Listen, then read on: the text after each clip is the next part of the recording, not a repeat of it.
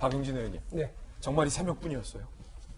그렇습니다. 그날 의총에서 여러 의원님들이 말씀을 하셨는데 주요하게 그날 논의의 어떤 방점은 이른바 계엄령 검토 문건 그것을 둘러싼 이야기들이 좀 많았고요.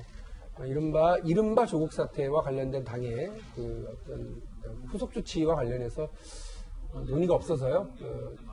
결국은 맨날 떠들던 사람들이 다시 보면은 박용진, 조응천, 이철이, 김혜영 뿐이에요. 그렇게 됐죠. 그런데 저는 약간 여기서 말씀드리고 싶은 것이 지금 의총을 열면 의총은 민주주의의 장인가 거기서 어떤 얘기가 나오든지 간에 어쨌든 밖으로 알려지기는 합니다만 거기서 책임 있게 얘기하고 자기 이름을 걸고 이야기를 하는 것이 맞지 익명을 전제로 해가지고 언론에 기자들에게 이렇게 이야기하는 방식은 국민이 선출한 국회의원으로서는 조금 적절치는 않다고 생각을 합니다. 떳떳하게 해라. 예, 그리고 두 번째로는 더불어민주당의 초선들이 좀 제법 있죠. 그러나 더 중요한 건 경험도 많고 또 여러 가지 생각도 많이 하고 깊이 하시고 계실 중진 의원들께서도 이제 말씀을 좀 주셨으면 좋겠습니다. 그 지혜를 통해서 국민들에게 많은 기대를 받았던 더불어민주당이 집권 여당으로서의 역할을 할 수 있도록 좀 해주시면 고맙겠습니다. 네. 그래서 중진 의원들께서도 의총 때 말씀을 좀 주시고 지혜를 좀 나눠주시길 부탁을 드리겠고요. 초선 의원들께서도 여러 의견들이 있으시면 의총 장소에서 가감없이 말씀을 나누시고 그걸 서로 이야기를 해야 내부 분란 없이 잘 마무리를 하고 함께 의견들을 모아나갈 수가 있거든요.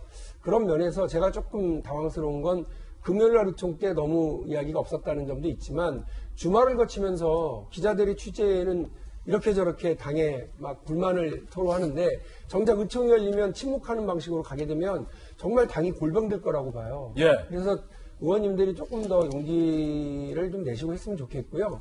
다만 한 가지 의견이 좀 다른 게 있습니다. 초선 의원들끼리 서로 얘기를 했을 때 이철희 의원님처럼 지도부 책임론을 얘기하는 분들은 아주 소수였습니다. 예. 그러니까 초선 의원들 대부분이 뭔가 좀 민생과 경제로 국면을 전환하고 이슈 관리를 좀 해야 된다라고 하는 생각은 많이들 하세요. 조국 수호 그만하고. 그렇습니다. 왜냐하면 그 부분은 검찰이 수사가 있고요. 또 검찰 개혁과 관련된 부분은 우리 국회에서 어떤 패스트 트랙에 의해서 절차적으로 좀 밟아가고 있는 것 아닙니까? 그러면 국민들께서는 조국 논란과 검찰 개혁이라고 하는 두 부분에만 집권 여당이 몰두하는 것처럼 보이는 것에 대해서는 대단히 실망스러워 하실 거기 때문에 지금 3, 4분기 우리 경제 성장률 0.4입니다. 엄청 충격적입니다. 4, 4분기 이게 더 낮을 가능성도 있다는 겁니다. 경제부총리는 2019년 올해의 경제 성장을 2.0에서 2.1로 보고 있습니다만 대부분의 많은 전문가들은 1점대로 하락할 거라고 생각하고 있습니다. 그게 내년 초반기에 그럼 발표될 겁니다. 1월달, 2월달에. 총선 앞두고 이 경제 성장률이 발표됐을 때 그 충격 어떻게 할 겁니까?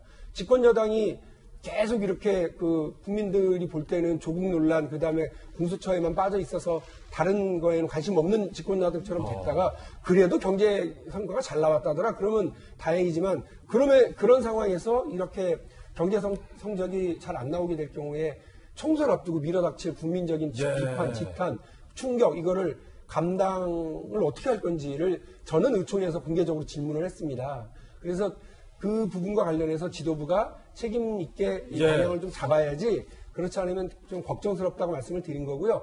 이것과 지도부 책임론은 좀 다릅니다. 그러니까 저는 대안 없이 지도부 책임론을 얘기하는 건 무책임한 지도부에 대한 책임론이고 그것은 자칫 당내 새로운 혼란과 국민들이 보실 때 정말 무책임하게 자기들끼리 찍고받고 싸우는구나 이렇게 될 가능성이 있어서 저는 질서 있는 퇴각 그다음에 질서 있는 국면 전환 이것을 다시 한번 요구를 합니다. 참 박용진 의원 말씀이 맞는 말씀이시고 사실은 이제 용기를 내서 또 돌직구 이슈에서 소신 발언해 주셔서 저는 참 감사드린데 제가 한 가지 걱정인 게 오늘 아침에 제가 이 기사를 봤어요. 실제로 지금 기사가 떠 있는데 박용진, 조응천, 금태섭, 김혜영에 대해서 표적 공천을 할 것이다라는 얘기가 당 내에서 돌고 있다. 이 기사가 지금 떴거든요. 이 말은 쉽게 말하면 소신 있는 발언한 조국 수호 동참 그만하자는 박용진, 조응천 등등 공천 안 주겠다는 얘기잖아요. 표적 공천. 들으셨죠? 오늘 기사 보셨죠? 네, 저도 봤습니다. 그게 겁 안 나세요? 겁나죠. 우리 김진희 앵커는 지금 표적공천이라고 표현했는데 기사는 저격공천이라고 나왔더라고요. 저격. 그러니까 조준도 안 하고 그냥 쏠 것 같은 분위기라는데 실제 그래요? 아니요, 그렇지 않습니다. 저는 분명히 말씀드리는데요. 그거는 우리 국민들께서 일종의 트라우마가 있으실 텐데 박근혜 대통령 당시에 박근혜 대통령이 자기 말을 듣지 않는 유승민 원내대표를 비롯한 이른바 비박 의원들을 겨냥해서 배신의 정치라고 규정을 하고 청와대 위에서 책상을 두들기는 모습을 국민들 앞에 고스란히 보여줬습니다. 그리고 최경환 또 이한구 이 의원들이 선대위원장으로 혹은 친문 좌장이라는 이름으로 완장 차고 다니면서 비박들에 대해서는 누가 진박인지 감별하겠다 해서 진박 감별사 논란이 있었고요. 결국 이 논란 끝에 그 당시 김무성 당대표가 그 당대표 직인을 들고 도주하는 이른바 직인 들고 나르샤 논란이 또 있었습니다. 그래서 망한 겁니다. 그 집권 여당이. 그래서 그 대통령이 탄핵을 당하는 상황까지 몰린 건데요. 더불어민주당 그렇지 않습니다. 제가 말씀드렸지 않습니까? 당내에서 충분히 소통하고 있고 비판도 가능하고 그에 대해서 당대표가 그리고 당의 원내대표가 귀를 기울이고 있습니다. 그리고 또 하나는 청와대와도 계속해서 소통을 하고 있기 때문에 특히 비판하는 의원들과 청와대가 더 많이 이야기를 나누고 있기 때문에 저는 그런 기사는 그냥 기우에 불과하다 예. 이렇게 생각합니다. 자, 그런데 우려스러운 건 이해찬 대표의 반응입니다. 이해찬 대표 측, 조국 사태 당시 별다른 말 없던 의원들이 뒤늦게 대표에게 뭘 책임져야 하는 건지 모르겠다. 시스템 공천하에 총선 치른다는 전략은 변화 없다. 내가 총선의 키를 주겠다. 너네 조국 때 얘기 안 했잖아. 라고 묵살하고 가는 분위기인데, 자, 박용진 의원께서는 박정환 대변인 그런 당 아니다라고 했지만, 지금 보면 의총 때 앞서서 조홍천 의원이 나와서 그 뇌물감이다. 박용진 의원 더 앞서서 유시민 이사단 등등에게 빠져라. 이런 말 한 분, 세네 분이 끝이에요, 분위기가.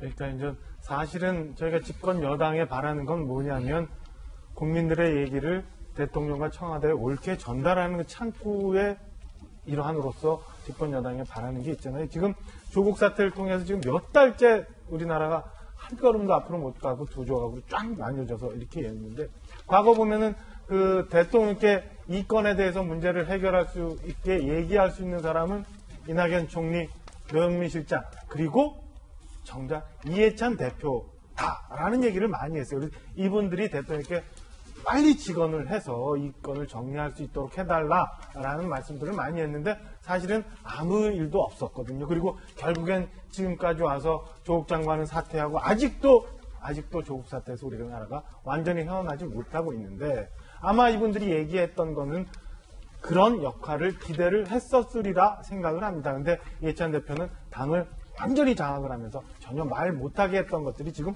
삐죽삐죽 튀어나오고 있는 거 아닌가라는 생각인데요.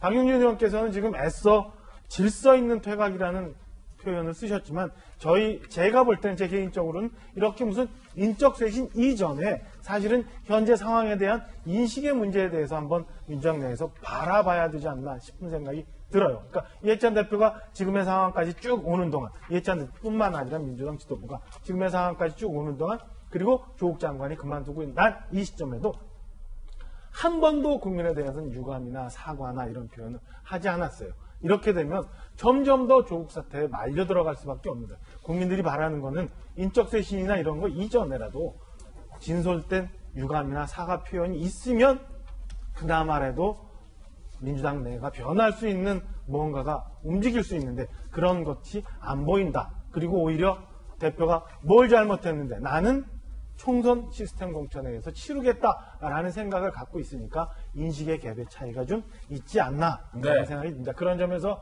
지금도 민주당 지도부가 다시 한번 생각해서 왜 국민의 얘기를 대변하고 있는 이 용기 있는 초선들이 이런 얘기를 하는지에 대해서 한번 생각해 줬으면 하는 바람을 갖고 있고요. 그나마라도 민주당은 그래도 이런 얘기들이 막 나올 수 있는 생기라도 있는 당이기 때문에 마지막이라도 이렇게 좀 기대라도 해본다라는 말씀을 드립니다.